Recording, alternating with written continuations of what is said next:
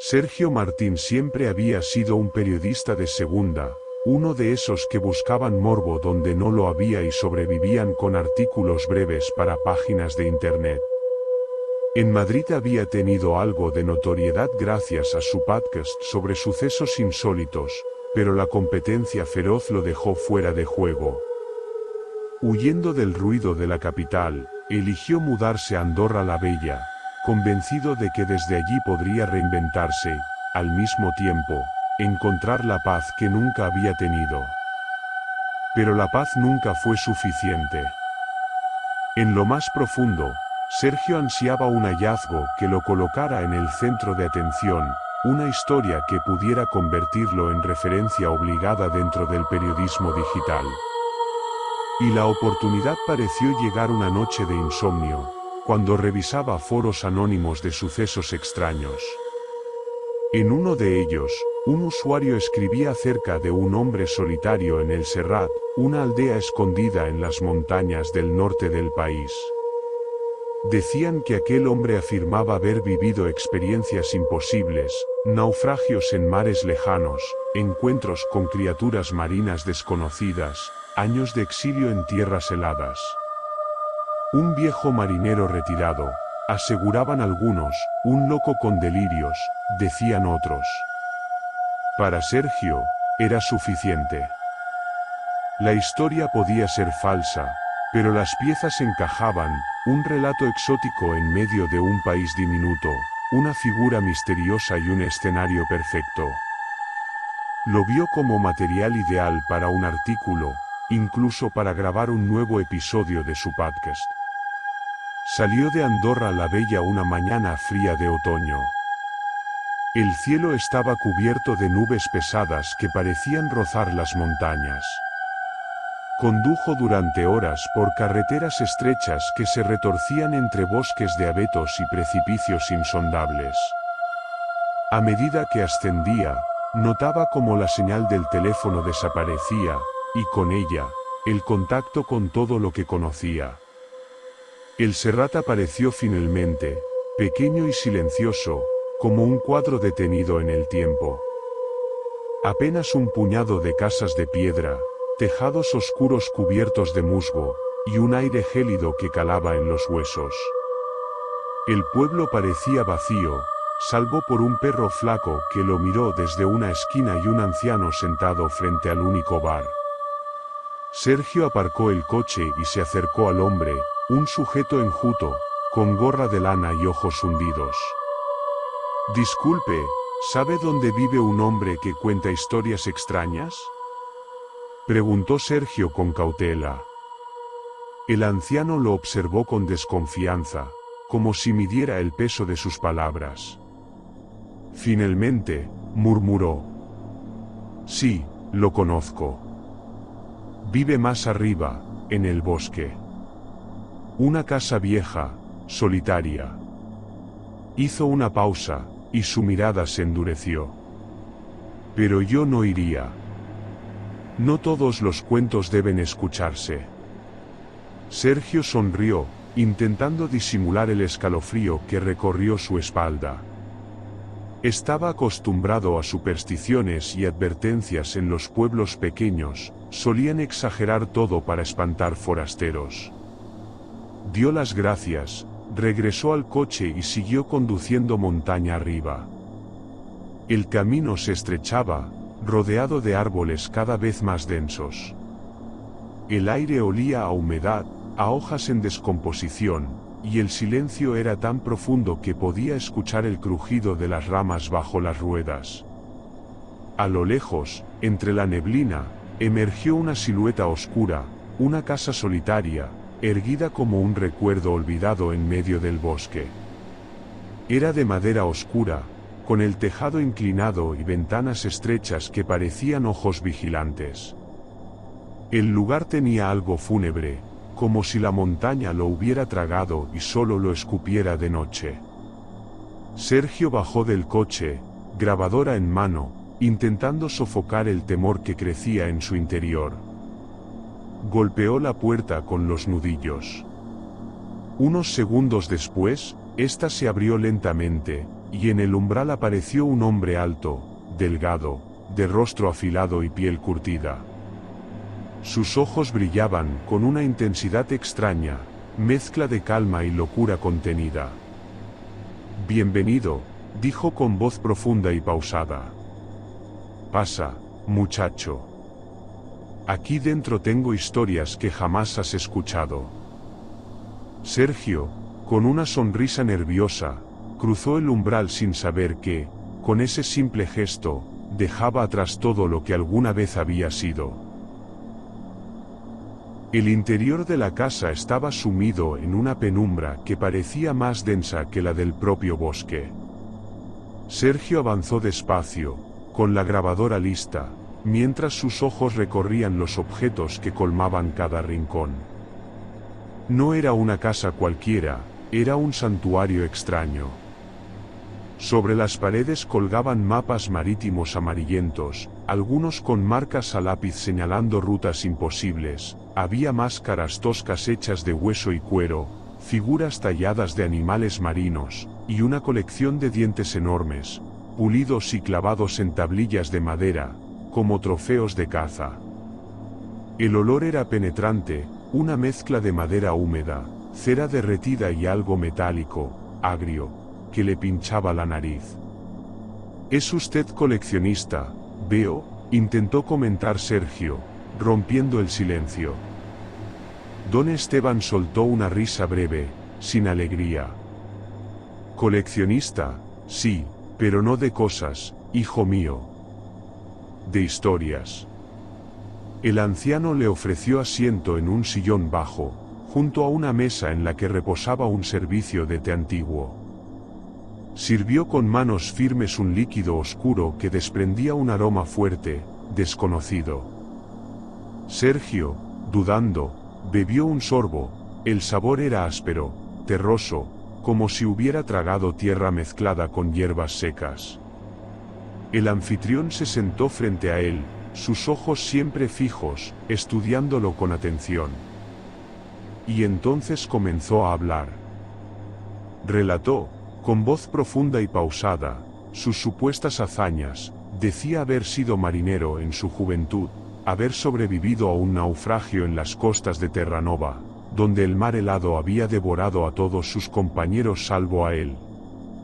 Contó que lo había rescatado una criatura inmensa, una sombra marina con colmillos blancos, que lo había llevado hasta la orilla.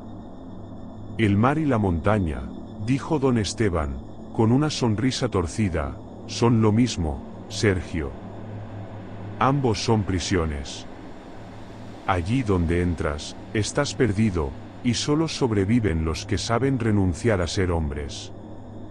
El periodista asentía, fascinado, grabando cada palabra, convencido de que aquella entrevista sería oro puro para su medio. Pero mientras el anciano hablaba, Sergio empezó a sentir una incomodidad creciente. Había algo hipnótico en su voz, algo que lo obligaba a escucharlo aunque una parte de su mente gritara que debía marcharse. El calor del té se transformó en un mareo extraño.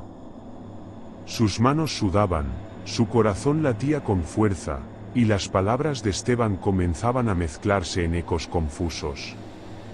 El anciano se levantó y se acercó despacio, apoyando una mano huesuda sobre su hombro. Su voz se volvió casi un susurro. «Dime, Sergio, ¿quieres oír la historia más importante de todas? No está escrita en papel ni dicha en foros anónimos. Es una historia que solo puede vivirse». El periodista intentó responder, pero la lengua se le trababa. Su visión se volvió turbia, y el mundo comenzó a desvanecerse. Lo último que alcanzó a distinguir fue el rostro de don Esteban mirándolo fijamente, con una expresión que mezclaba ternura y locura. «Eso es, descansa, hijo mío. Muy pronto formarás parte de algo eterno». Cuando volvió en sí, estaba en completa oscuridad. Sus muñecas y tobillos ardían, estaban atados con correas de cuero a una silla firme. La cabeza le pesaba como plomo, y su boca estaba seca. El silencio era tan profundo que podía oír su propia respiración entrecortada. Una luz se encendió de golpe. Frente a él, don Esteban lo observaba, erguido, con un delantal de cuero salpicado de manchas oscuras. Sus ojos brillaban con un fervor casi religioso. «No te preocupes, Sergio», dijo, con voz serena. «Vas a ayudarme en algo mucho más grande que el periodismo. Algo que ni siquiera podrías haber imaginado».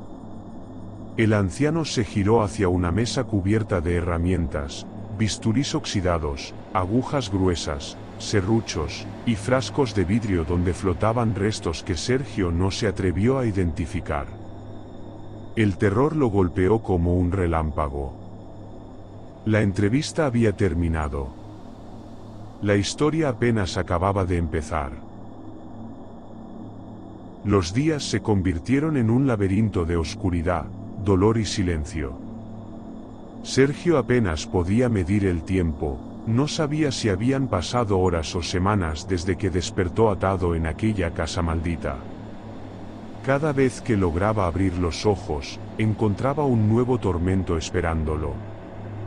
Al principio eran cortes superficiales, incisiones limpias en la piel de los brazos y las piernas.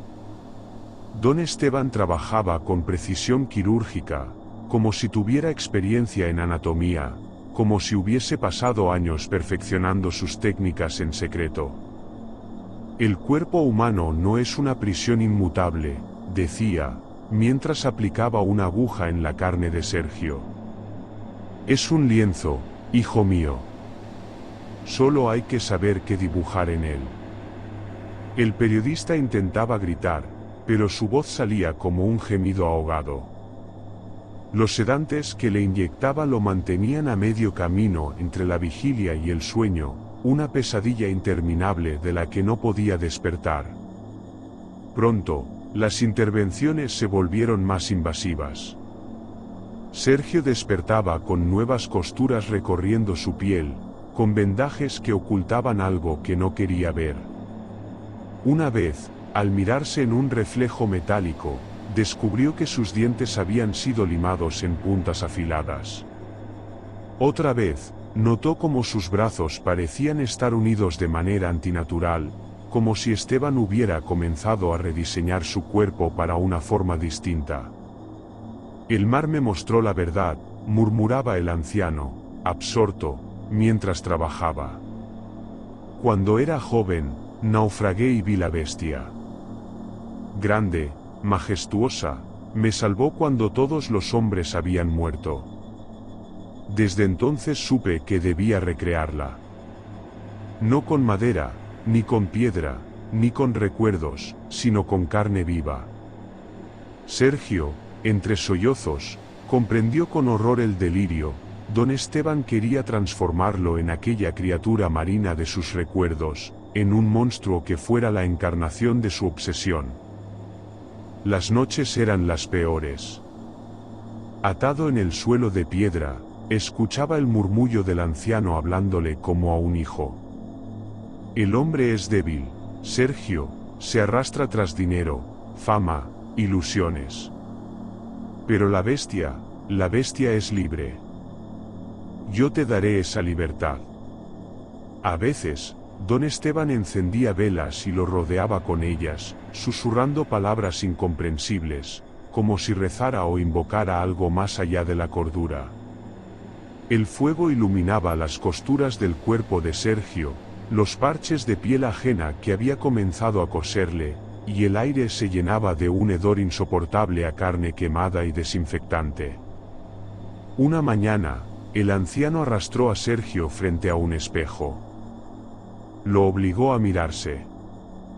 Lo que vio hizo que su mente se quebrara un poco más, su figura ya no era la de un hombre. Sus brazos estaban unidos al torso, convertidos en apéndices informes, la piel estaba cubierta de cicatrices frescas, cosida con torpeza pero con determinación, la boca mostraba dientes puntiagudos, grotescos. Perfecto, susurró don Esteban con lágrimas en los ojos. La metamorfosis avanza. Muy pronto dejarás de ser Sergio y serás lo que siempre debiste ser. El periodista intentó suplicar, pero solo logró emitir un gruñido gutural, irreconocible. Cada vez que el dolor se volvía insoportable, pensaba en escapar, en matar al anciano, en volver a Andorra la Bella, pero los recuerdos de su vida empezaban a desdibujarse. El veneno del aislamiento, de la tortura, y de los sedantes lo iba despojando de lo humano. A veces soñaba que nadaba en un mar oscuro, sin límites, persiguiendo presas invisibles. Otras veces despertaba con las manos temblando, hambriento de carne cruda. Don Esteban, satisfecho, lo alimentaba con pescado crudo arrojado en el suelo, como a un animal.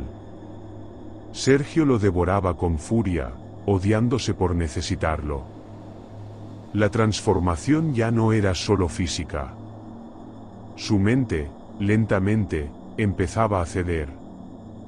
«Mírate, Sergio», susurraba el anciano, acariciando su mejilla con una ternura macabra. «El hombre se extingue, pero la bestia renace». Y en lo más profundo, Sergio sentía que aquella frase, aterradoramente, podía ser cierta. El tiempo dejó de existir para Sergio.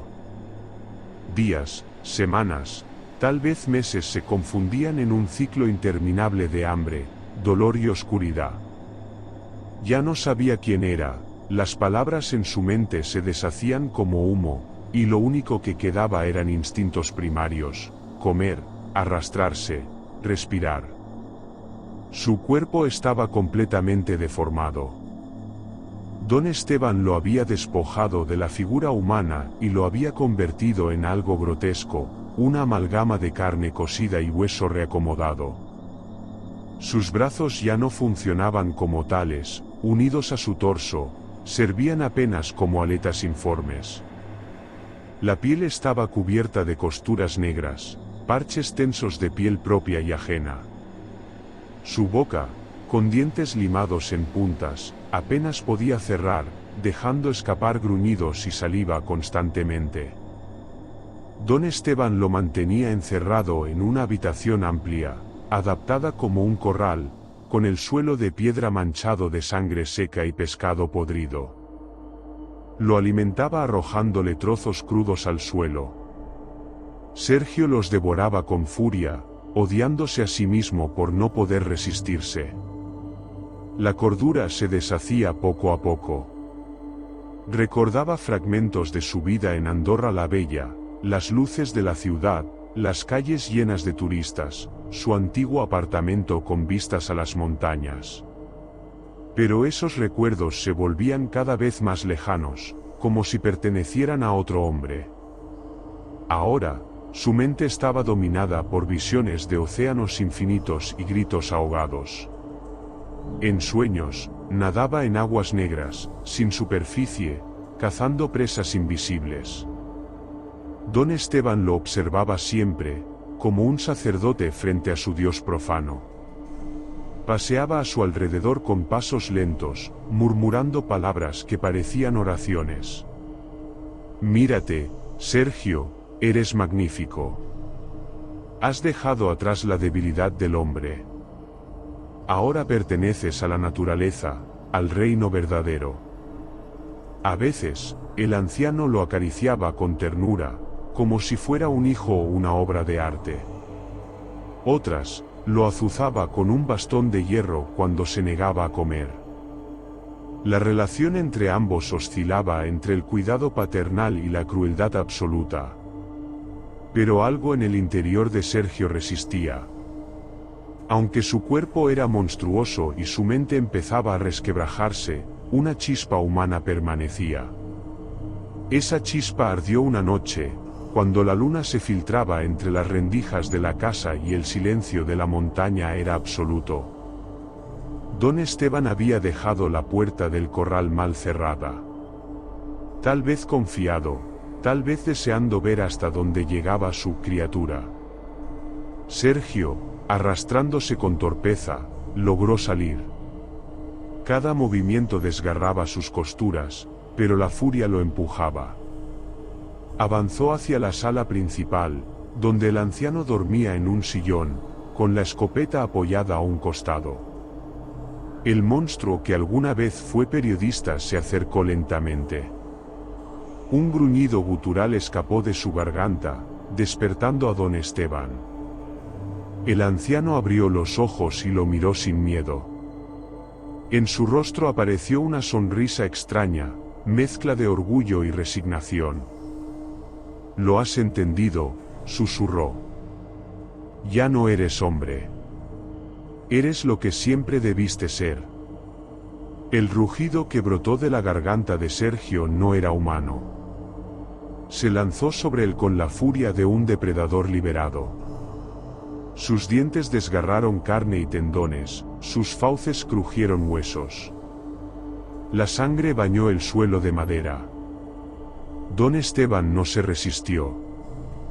Apenas murmuró, entre espasmos: «Perfecto, eres completo». Cuando todo terminó, la casa quedó sumida en un silencio absoluto. El cuerpo de don Esteban yacía destrozado en el suelo, y el monstruo, cubierto de sangre, respiraba con dificultad. Había matado a su creador, pero lo que quedaba de Sergio sabía que ya era demasiado tarde para volver atrás. El instinto lo empujó hacia la puerta. Afuera, la montaña lo esperaba. El aire frío golpeó su piel cosida, y por primera vez en mucho tiempo sintió algo parecido a libertad. Se arrastró entre los pinos, gruñendo, perdiéndose en la espesura. Ya no era hombre, ya no era periodista. Era otra cosa. Una criatura solitaria, condenada a vagar por las montañas, aullando en las noches de niebla. Y en algún rincón de su mente deformada, Sergio supo la verdad: había heredado la obsesión de don Esteban. Ahora él era el eco viviente del monstruo del mar, encerrado en las montañas de Andorra. El invierno llegó pronto aquel año.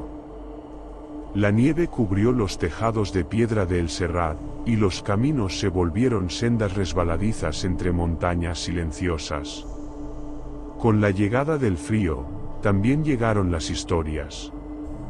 Todo comenzó cuando un guardia forestal encontró, en lo profundo del bosque, los restos de una cabaña ennegrecida, con las paredes manchadas de sangre seca y muebles destrozados. Lo más extraño no fueron las herramientas oxidadas, ni los frascos con restos animales, sino la ausencia total de cuerpos. Nadie pudo explicar qué había sucedido allí. Los vecinos, desconfiados por naturaleza, empezaron a murmurar.